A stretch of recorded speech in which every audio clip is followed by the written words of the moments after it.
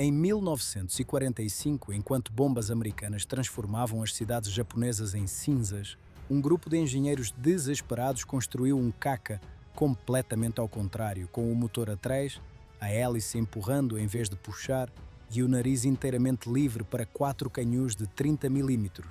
Este avião conseguiu voar apenas 45 minutos no total, antes que tudo acabasse para sempre. Para compreender como o Japão chegou a este ponto de desespero tecnológico, é necessário recuar alguns anos até ao momento que mudou o curso da história do Pacífico. No dia 7 de dezembro de 1941, a Marinha Imperial Japonesa lançou um ataque contra a base naval americana de Pearl Harbor, nas ilhas do Hawaii.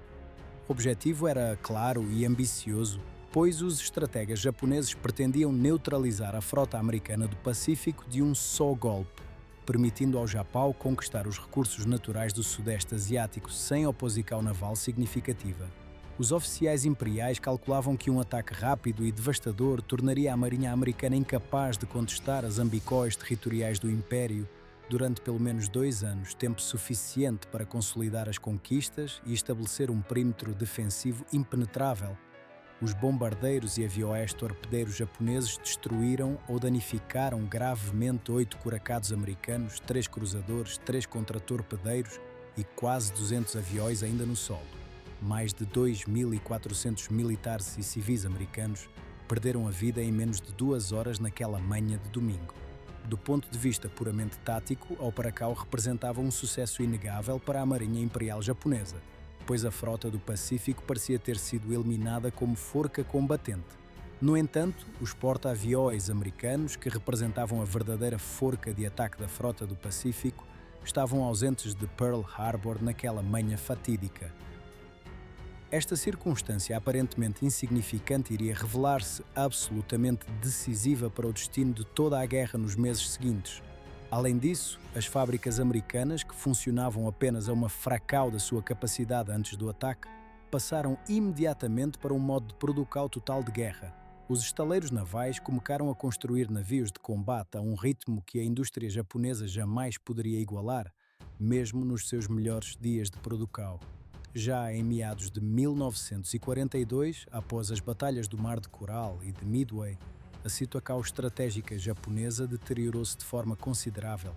Na Batalha de Midway, a Marinha Imperial perdeu 4 porta-aviões de primeira linha num único dia, um golpe do qual nunca conseguiria recuperar verdadeiramente. Os oficiais mais lúcidos do Estado-Maior Imperial compreenderam que o seu país se encontrava agora envolvido numa guerra de desgaste que não poderia vencer contra a potência industrial dos Estados Unidos, uma nacau capaz de produzir navios, aviões e armamento numa escala que o Japão simplesmente não conseguia acompanhar. Perante esta realidade estratégica cada vez mais sombria, os responsáveis do arsenal técnico aeronaval de Yokosuka começaram a explorar soluções tecnológicas radicais que pudessem compensar a crescente inferioridade numérica japonesa. Em 1942, o arsenal técnico submeteu uma proposta ambiciosa que visava estudar um caca inovador capaz de ultrapassar as capacidades dos aparelhos convencionais, graças a uma concepção completamente não convencional. Esta proposta contemplava o estudo de 2 tipos distintos de aparelhos, pois os engenheiros acreditavam que abordagens diferentes poderiam resolver problemas diferentes. O primeiro conceito era um interceptor monolugar de alta velocidade com uma autonomia média, concebido para subir rapidamente até grandes altitudes e atacar bombardeiros inimigos. O segundo partilhava os mesmos critérios gerais de desempenho, mas sem exigências particulares em matéria de raio de ação, sendo destinado exclusivamente à defesa aérea do território japonês. Estes 2 conceitos, designados 17 Shiotsu e 18 Shiotsu,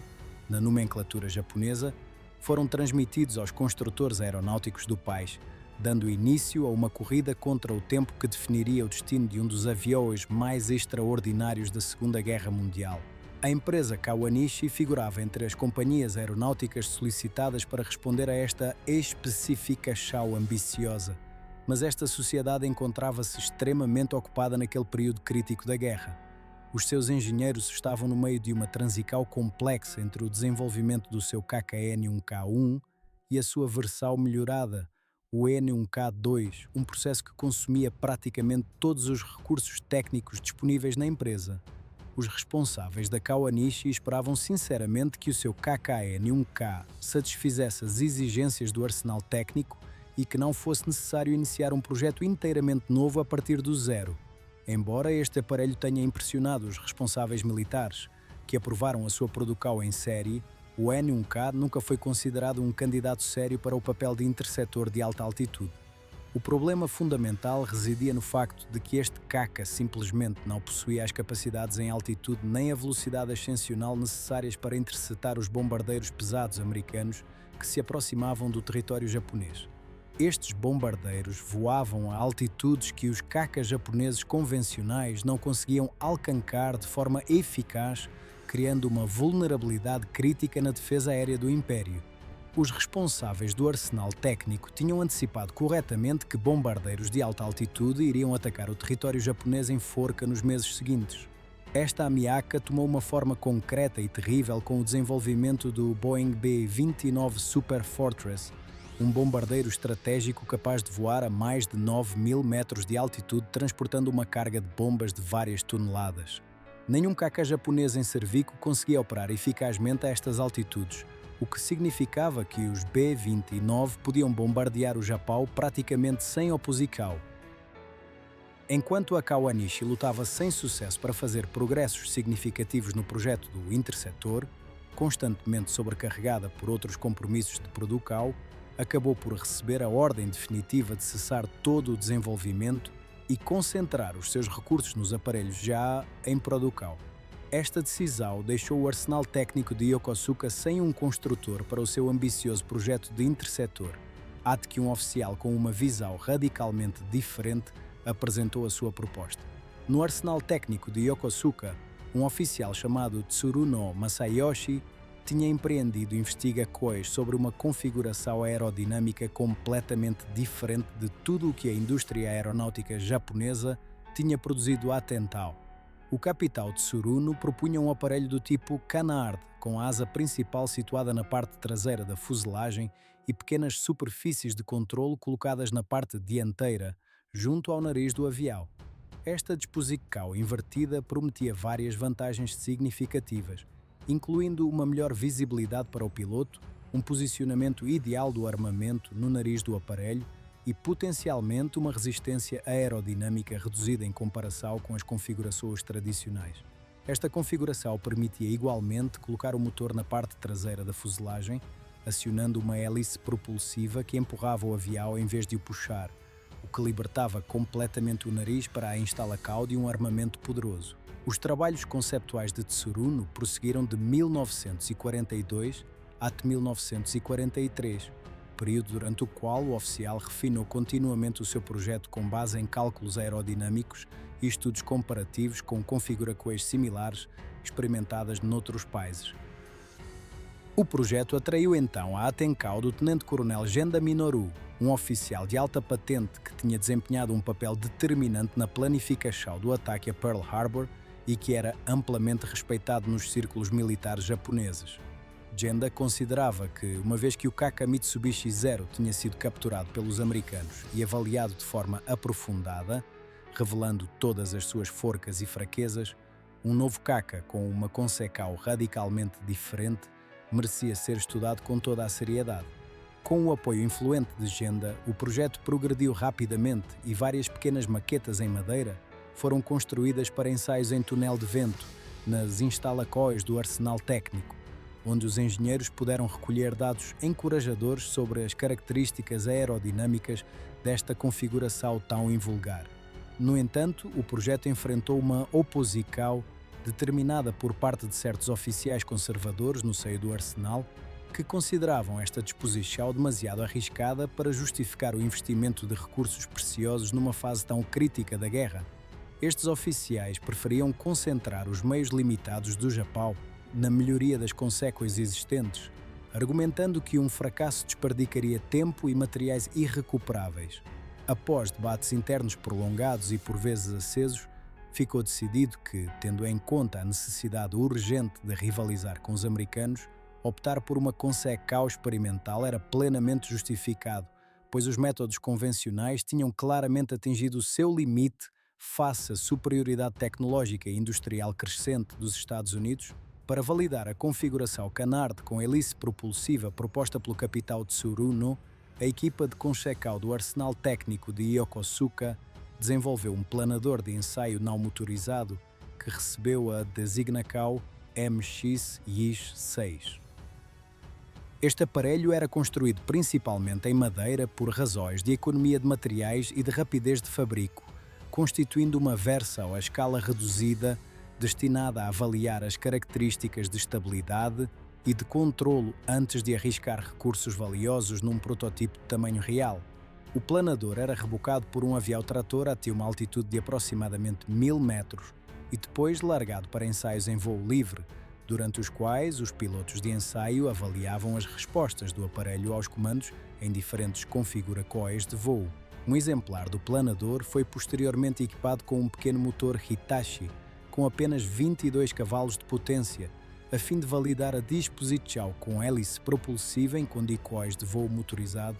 e os resultados iniciais confirmaram que a célula não apresentava qualquer comportamento imprevisível. Paralelamente aos trabalhos do Arsenal Técnico de Yokosuka, a Mitsubishi tinha igualmente começado a trabalhar numa Conceicao destinada a responder às mesmas especificações de interceptor de alta altitude. Este aparelho, designado G4M1 Senden, utilizava uma disposição diferente da proposta de Tsuruno, com uma cauda de dupla viga em vez da configuração Canard, mas partilhava o conceito fundamental de um motor montado atrás do cockpit, acionando uma hélice propulsiva. O Senden devia ser propulsionado pelo motor radial de 18 cilindros HA43, uma motorização da qual se esperava que fornecesse mais de 2.200 cavalos de potência, o suficiente para competir com os melhores cacas americanos da época. Contudo, o arrefecimento de um motor radial numa configuração propulsiva, montada na parte traseira da fuselagem, apresentava desafios técnicos extremamente sérios que os engenheiros da Mitsubishi não conseguiam resolver de forma satisfatória. Os problemas diziam respeito ao fluxo de ar, à dissipação de calor e ao acesso para manutenção, todos significativamente complicados pela colocação do motor atrás do cockpit em vez da posição convencional no nariz do avião. Em maio de 1944, a Marinha ordenou a Mitsubishi que interrompesse todos os trabalhos sobre o Senden e redirecionasse imediatamente os seus recursos para a produção dos aparelhos já existentes. Esta decisão era compreensível do ponto de vista logístico, pois milhares de navios e aviões americanos aproximavam-se inexoravelmente das ilhas japonesas e a Marinha precisava de aparelhos imediatamente disponíveis em vez de protótipos e experimentais cujo sucesso ninguém podia garantir. Um último obstáculo surgiu em abril de 1944, quando oficiais militares de alta patente insistiram na adição de flaps de combate automáticos a Conceicao do Shinden. Numerosos oficiais superiores das forças aéreas japonesas permaneciam profundamente ligados à doutrina da manobrabilidade em combate circular, uma tática que tinha sido valida no início da guerra, quando os pilotos japoneses enfrentavam aparelhos menos ágeis, mas que se tornava cada vez mais obsoleta face às táticas americanas de combate a alta velocidade, baseadas em mergulhos rápidos e desvinculações imediatas. O arsenal técnico opôs-se firmemente a esta exigência, argumentando que a velocidade seria a principal vantagem do Shinden e que o aparelho deveria utilizar exclusivamente táticas de picada e desvinculação, em vez de se envolver em combates circulares prolongados.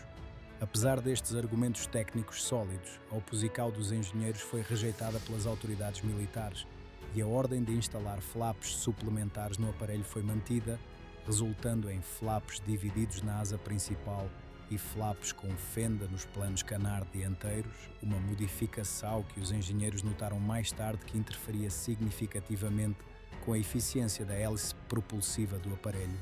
Em maio de 1944, a ordem foi oficialmente emitida para produzir um protótipo do J7W Shinden, cujo nome significava relâmpago magnífico na língua japonesa.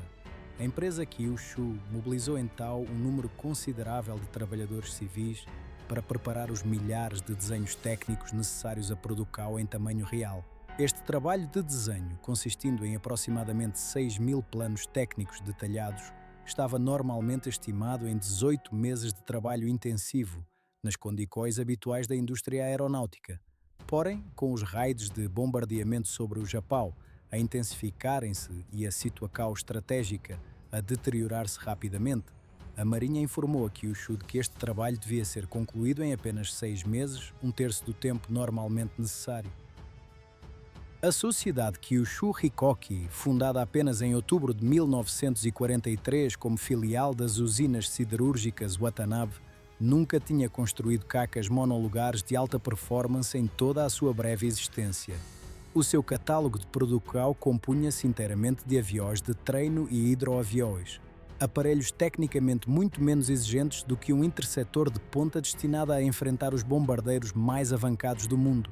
A empresa foi escolhida unicamente porque os construtores mais experientes, como a Mitsubishi e a Nakajima, já funcionavam na sua capacidade máxima e não podiam assumir mais nenhum projeto de desenvolvimento. O Shindan possuía dimensões imponentes para um caca monolugar desta época, com um comprimento de 9 metros e 66 centímetros, uma envergadura de 11 metros e 11 centímetros e uma altura de 3 metros e 92 centímetros. A superfície alar atingia 20,5 metros quadrados e vazio o avião pesava 3.645 kg, enquanto a sua massa normal, a descolagem, alcançava 4.928 kg. A motorização assentava no Mitsubishi MK9D, um motor radial de 18 cilindros arrefecido a ar que desenvolvia 2.130 cavalos de potência à descolagem, instalado diretamente atrás do cockpit e acionando uma hélice propulsiva metálica de 6 pás através de um longo veio de transmissão que atravessava a estrutura da fuselagem. As performances calculadas eram impressionantes no papel, com uma velocidade máxima estimada de 750 km por hora a 8.700 metros de altitude e um teto prático de 12.000 metros, o que teria permitido ao Shindan interceptar os bombardeiros B-29 antes que estes atingissem os seus alvos sobre o território japonês. O armamento previsto consistia em 4 canhões de 30 mm, tipo 5, montados no nariz do aparelho, uma concentração de poder de fogo devastadora tornada possível pela configuração com motor traseiro. Perante a urgência da situação, a Marinha Imperial não esperou que o protótipo efetuasse o seu primeiro voo antes de autorizar a produção em série, ordenando a Kyushu a produção de 30 aparelhos por mês, enquanto a Nakajima recebeu a missão de produzir 120 mensalmente. Entre dezembro de 1944 e abril de 1945, a fábrica que desenvolvia o motor H, a 43, sofreu danos importantes causados pelos bombardeamentos americanos, o que atrasou o desenvolvimento do Shindan em quase 4 meses, pois sem motores disponíveis, as células terminadas não podiam ser completadas. Em maio de 1945, a situação tornou-se insustentável para a Kyushu nas suas instalações principais, pois os bombardeiros Boeing B-29 americanos intensificaram os seus raids sobre as zonas industriais japonesas com uma frequência e uma violência sem precedentes. A empresa foi obrigada a evacuar as suas instalações de produção sob a pressão constante daqueles mesmos bombardeiros que o Shindan tinha sido concebido para destruir. Uma ironia cruel que não escapou aos engenheiros que trabalhavam dia e noite neste projeto desesperado. O protótipo deste caca moderno e altamente experimental, que representava o auge da tecnologia aeronáutica japonesa, foi transportado para um aeródromo isolado por carretas puxadas por bois ao longo de estradas danificadas pelos bombardeamentos, e a montagem final prosseguiu em edifícios modestos que os engenheiros esperavam que atraíssem menos a atenção dos equipagens dos bombardeiros americanos que sobrevoavam regularmente a região. O aeródromo escolhido para a montagem final e para os ensaios era o de Mushiroda, situado na costa sudoeste da ilha principal de Kyushu, numa zona relativamente poupada pelos raids aéreos intensivos que devastavam as grandes cidades e os centros industriais do país. Neste local improvável, longe das fábricas modernas e das infraestruturas sofisticadas que um programa de desenvolvimento aeronáutico normalmente exigia, os engenheiros da Kyushu prepararam-se para dar vida ao aparelho que o capitão Tsuruno tinha imaginado anos antes nas suas investigações teóricas no arsenal técnico de Yokosuka. Os primeiros ensaios no solo revelaram problemas que os engenheiros não tinham conseguido antecipar completamente durante a fase de Consecao. Após meses de atrasos causados pelos bombardeamentos e pelos problemas de abastecimento que paralisavam toda a indústria japonesa, o primeiro protótipo do J7W foi finalmente montado e transportado para a pista de Mushiroda. O capitão Tsuruno Masayoshi, agora considerado unanimemente como o pai do projeto, assumiu pessoalmente a responsabilidade dos primeiros ensaios no solo do aparelho que ele próprio tinha concebido, determinado a verificar cada aspecto do seu funcionamento antes de o confiar a um piloto de ensaio para o primeiro voo. As dificuldades surgiram logo desde os primeiros arranques do motor no solo, pois as condutas de arrefecimento que os engenheiros tinham concebido para alimentar o motor com ar fresco revelaram-se inadequadas na prática. As temperaturas do óleo subiam de forma excessiva durante os ensaios estáticos do motor e o fluxo de ar de arrefecimento distribuía-se de maneira desigual em torno dos cilindros, criando pontos quentes perigosos que corriam o risco de provocar um sobreaquecimento catastrófico do grupo motopropulsor. Este problema de Consecao necessitava de uma solução urgente, pois um motor que sobreaquecia no solo nunca poderia funcionar de forma fiável em voo, onde as exigências térmicas seriam ainda mais severas durante as subidas rápidas e os combates a alta altitude.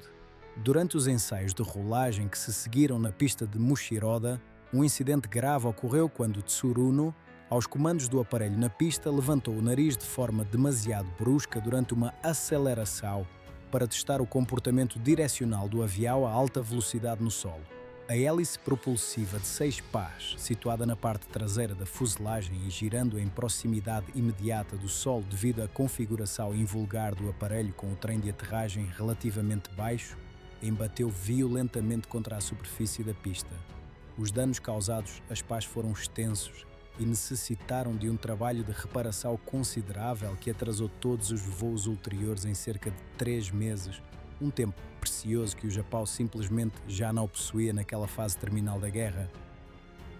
Os trabalhos de reparação prosseguiram apesar de todas as dificuldades, e um segundo protótipo foi possivelmente entregue em junho, embora as fontes históricas diverjam sobre este ponto preciso e nenhuma confirmação definitiva tenha sido encontrada nos arquivos sobreviventes. No dia 3 de agosto de 1945, o piloto de ensaio Miyoshi Yoshitaka, especialmente destacado pela Marinha para esta missão, em razão da sua vasta experiência em aparelhos experimentais e da sua reputação de competência excepcional em situações de teste difíceis, subiu ao cockpit do Shinden para efetuar o seu voo inaugural,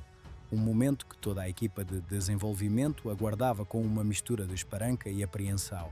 Este voo seria um dos 3 únicos que este aparelho extraordinário efetuaria em toda a sua existência.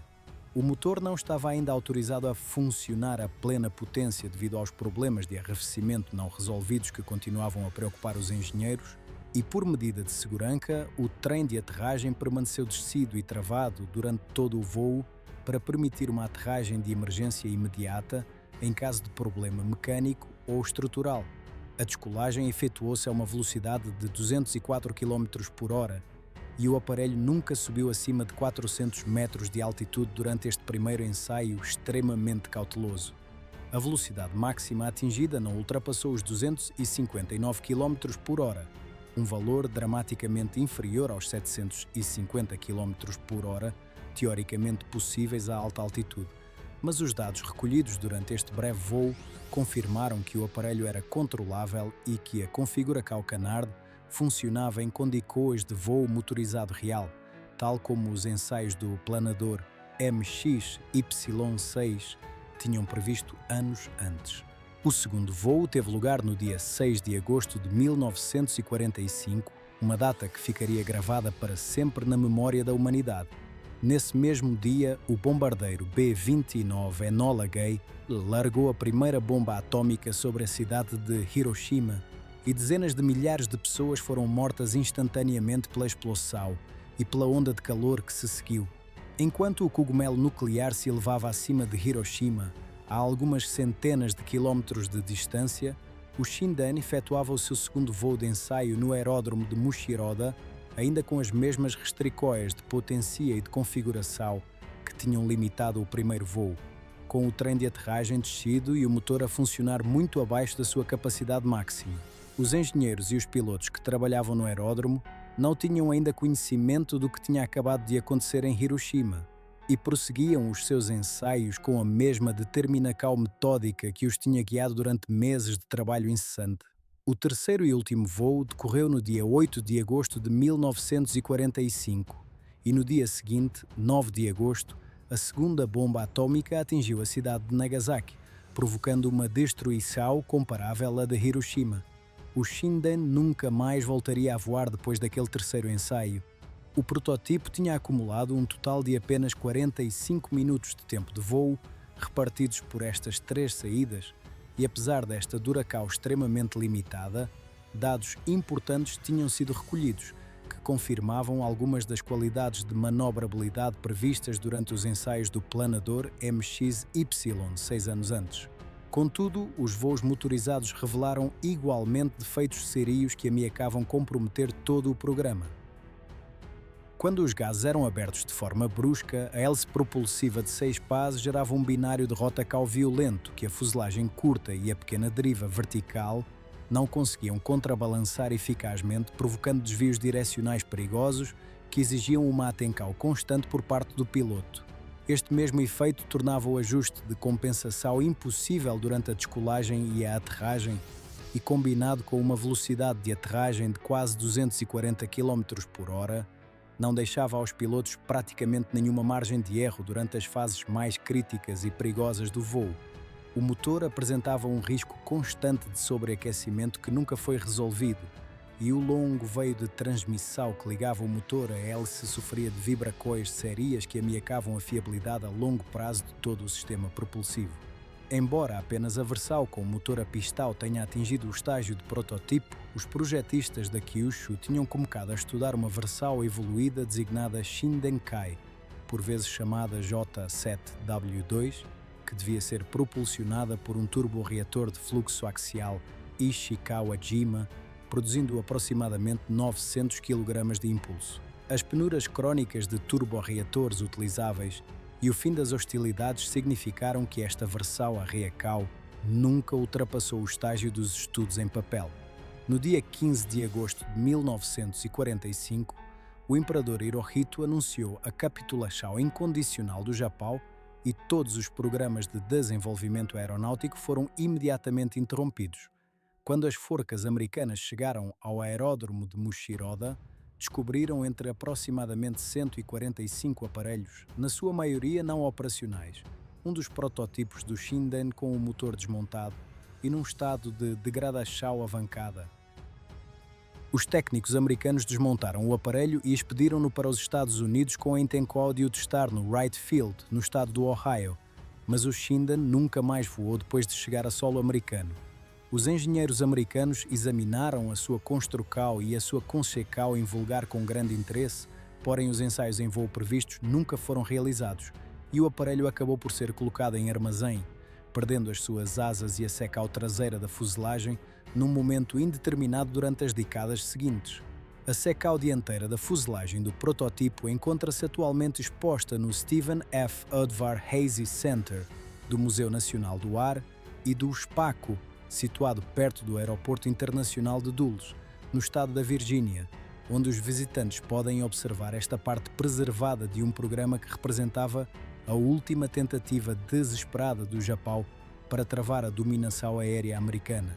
Em 2022, uma réplica à escala real construída pelos estúdios Toho para o filme Godzilla Minus One foi revelada no Museu Memorial da Paz de Tachiarai, na prefeitura de Fukuoka, permitindo aos visitantes apreciar as dimensões e a silhueta tão distintivas deste aparelho extraordinário que voou apenas 45 minutos no total, antes que a história pusesse fim ao seu destino. Se esta história vos interessou e vos fez descobrir um aparelho que poucos conhecem,